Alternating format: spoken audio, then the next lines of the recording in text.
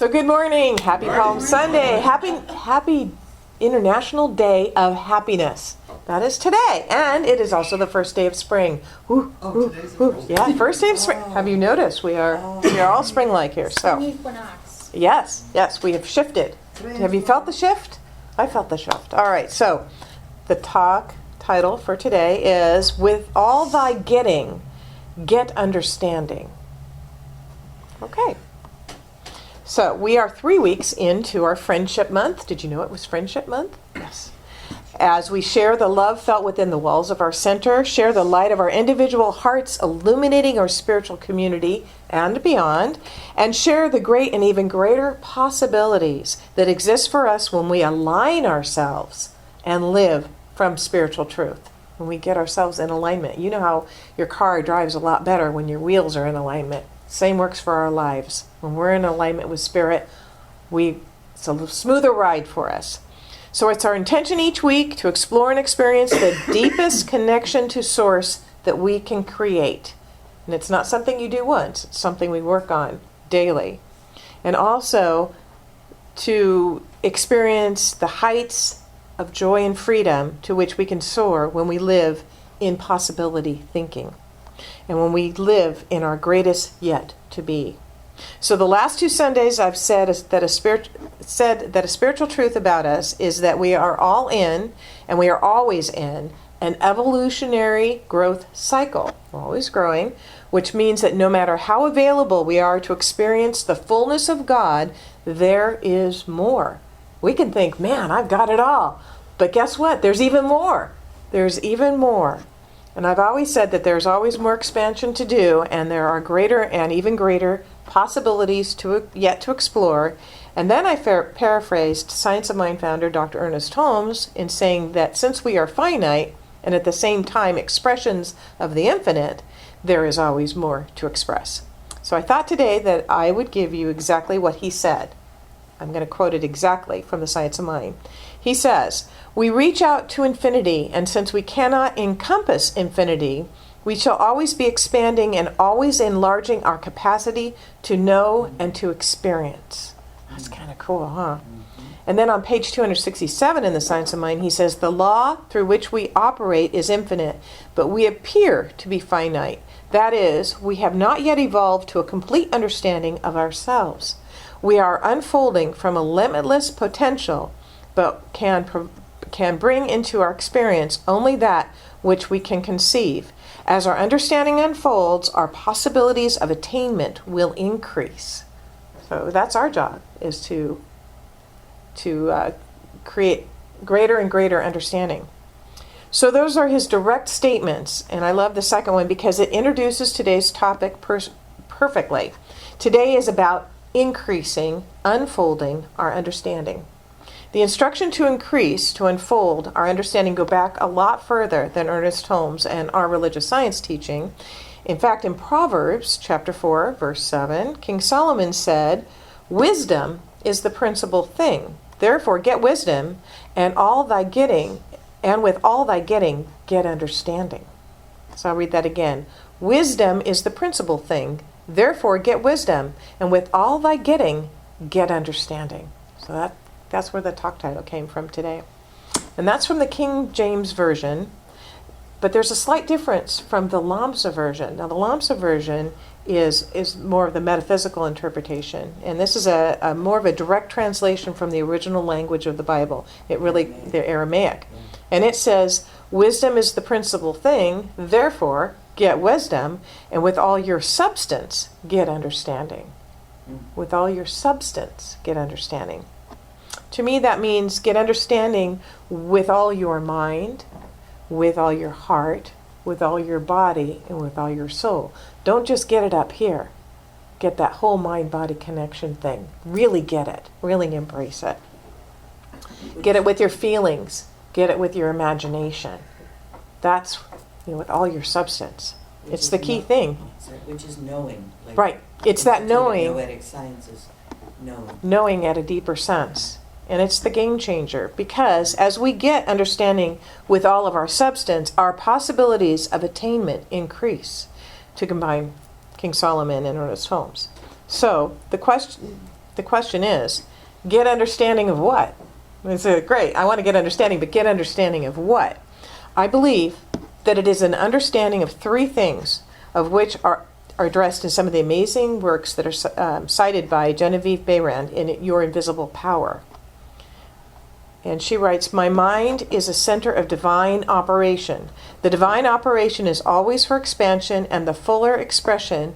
And this means that the production of something beyond what has gone before, something entirely new, not included in the past experience, though proceeding out of it by an orderly sequence of growth. Therefore, since the divine cannot change its inherent nature, it must operate in the same manner in me.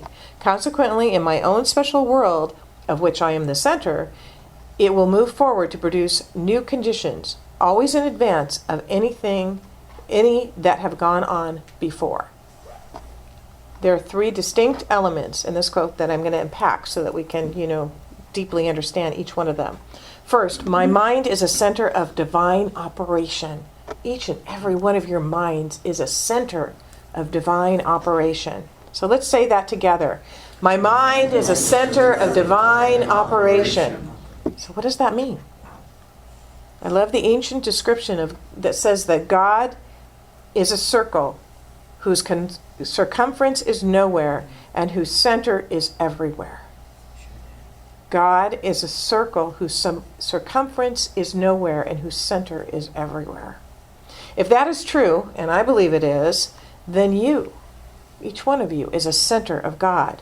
You are a center point of divine operation. Do you get that? Do you get the significance of that? That's pretty intense. And what if we realize that each is the divine center? Yes. Now, when we recognize it in ourselves, we can see it in others as well. Yeah. So, let's say that again. My mind is a center of divine operation. Mind is a center of divine operation. So here's a terrific note from the universe, and I've shared these before. This is a great little book. So insert your name here. So you would say Suzanne or Elliot or Doug, and you might say Chris. And this is a note from the universe, so I'm reading it as somebody's written this note to me. You and I, we're older than the sun, wiser than the moon, and deeper than the depths of space. We've always been together. We'll always be together, and until thy kingdom comes, and when we are known as one, nothing will ever change. The fact that we're together. Nothing will ever change this. Whatever you can imagine, I can make it happen. Whatever you want, I already have. And for as long as you have thoughts to think, dreams to weave, and seeds to sow, nothing for us will be impossible. Angawa, your other half, the universe. These are notes that are just, they're great little notes. So this morning, I invite you to awaken to this truth, deep into this truth. Unfold a greater understanding with all your substance to this truth. Lao Tzu, the father of Taoism, once said, at the center of your being, you have the answer. You know who you are, and you know what you want.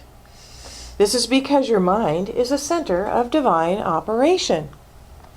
At the center of our being, we know who we are, and we know what we want. And what all of us want is to continually express our divinity in greater and even greater ways. At the center of our being, what we all want to discover is this gift of life that is given to each of us. We call this gift the gift of I am that I am. The I am that I am shall always be. In the Tibetan Book of the Dead, it says, I came from the light. I put on a coat of skins, and I shall return to the light. We are interested in the I am that is the one, with capital O, who comes from the light, that embodies a lifetime that shall return to the light itself. With all thy getting, with all thy substance, get an understanding of what this is here and today. Because the power in that understanding cannot even be described. Number 2, divine operation is always for expansion. Are we expanding or are we contracting? That's really a good question to ask, right? The divine operation is always for expansion and fuller expression, and this means the production of something beyond what has gone on before, something entirely new, not included in the past experience, though proceeding out of it by an orderly sequence of growth. And this is talking about transcendence, isn't it? We're moving and expanding. I love the word transcendence. To transcend is to rise above or go beyond normal limits. Jesus did that, right? That's what transcendence is. Nothing is left out of the transcendence. It simply goes beyond what was known. And that's what this quote is saying. So I want to demonstrate this point, and I can't take credit for coming up with this demonstration because this was actually designed by Dr. Harry Morgan Moses, he is a minister. I saw him at Asilomar. So I'm going to pick my 3 volunteers to come up here. So we need Suzanne and Elliot and Rich. They're going to come up here. And you're each going to act out something as I tell you to do it. So make sure you can be seen where you are. All right. So, yes. So Rich, you're going to be our first person. All right. Okay. And then I'll point to each one of you and tell you what you're acting out. So, Rich is going to be acting out fire as I do this reading. Go ahead and do the acting out. In the beginning, there was fire, primitive fire. Fire exists, but we don't know exactly how to use it because it's all messy and it's all over the place. We want to light a cave, but we couldn't bring it in the cave. So transcending the idea of fire without any way of destroying the fire, we have the torch. So Suzanne is the torch. We learn how to take primitive fire and use it to light our caves. But there's a problem of all of the smoke. There's so much smoke. Plus, you're not acting anymore. She's just acting. Plus, we can't leave the torch in there for very long. So transcendent to the idea of torch is the candle. Oh. We take the fire from the torch. We take the fire from the torch. Okay, a flicker. We take the fire from the torch to light a little light, but not bright enough to light a large space. And when a wind came along, it gets blown out. So then we figured out that we needed a lantern inside so that the wind wouldn't blow out the candle. And we can use other things to fuel the lantern as well, but still messy and limited. It only lasts for a certain amount of time, so how can we get the darkness to have more permanent light? Well, we figured out the light bulb. You're a light bulb. Transcending all these things, but the fire still is fire, right? We still have fire, and we have the light bulb. You're not losing anything, you're just adding to it, you're transcending up. Torch is still a torch, candle is still a candle, and the lantern is still a lantern. Every one of these things is still here, and the transcendent idea was also present. It just hasn't yet been revealed. Remember that note from the universe, whatever you can imagine, I can make happen. Whatever you want, I already have. Now we have the light bulb, and whew, we're done, right? But wait, we want to take this outside, but we can't take it outside. What can we do to make it mobile? A flashlight! And that's fantastic, right? We've gone as far as we can go. And the fire still burns, the torch is still light, the candle still flames, and the lantern is mobile. The light bulb is a whole new idea, and then the flashlight gives us a whole new level of mobility, and each one of these is transcendent to the other. Then suddenly there is one more transcendent of all of these, and it's not only is it a light, but it cuts metal. It is the laser beam. Every idea transcendent to the next idea. Fire, torch, candle, lantern, to light bulb, to flashlight, to laser. Not destroying anything that it is based upon. It's building upon each thing, right? Okay, all right. It's pretty fun. It's a pretty fun way to depict transcendence or production of something beyond where we've gone before. Something entirely new, not included in the past experience, though proceeding out of it in an orderly sequence of growth. What do you say? Pretty good way to do that. Let's give our Ready for Sunday morning players a hand. Thank you, thank you, thank you, thank you. That was awesome. Transcendence is always there, but it takes consciousness to reveal it, and that's where we come in. That's the part that we're here to play. So number 3 today is the divine operates exactly the same in as me. So this is the third idea that we want to look at and understand with all of our substance. And this is, therefore, since the divine cannot change its inherent nature, it must operate in the same manner in me. Consequently, in my own special world, of which I am the center, it will move forward to produce new conditions, always in advance of any that have gone on before. And it operates through our 6 mental senses or faculties that we've explored and talked about in the last 2 weeks. And they are which? Who remembers what our 6 mental faculties are from the last 2 weeks? Imagination. Imagination, that's one. Intuition. Intuition. Reason. Reason. Will.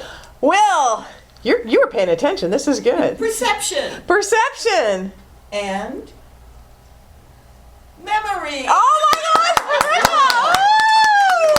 Okay, I should have Easter candy to be throwing out for that one. I may have some next week. I may have some for next week if you can remember all those. Imagination, will, intuition, perception, memory, and reason. Those are our 6 mental faculties that we use. There is a power for good in this universe, and I can use it. And each one of you can use it too. It will heal, multiply, restore, revitalize, make new, move the mountain if you tell it to move the mountain.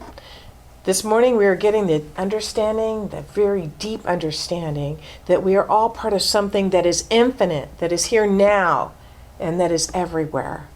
Your mind really is a center through which all creative energy and power there is taking form right now.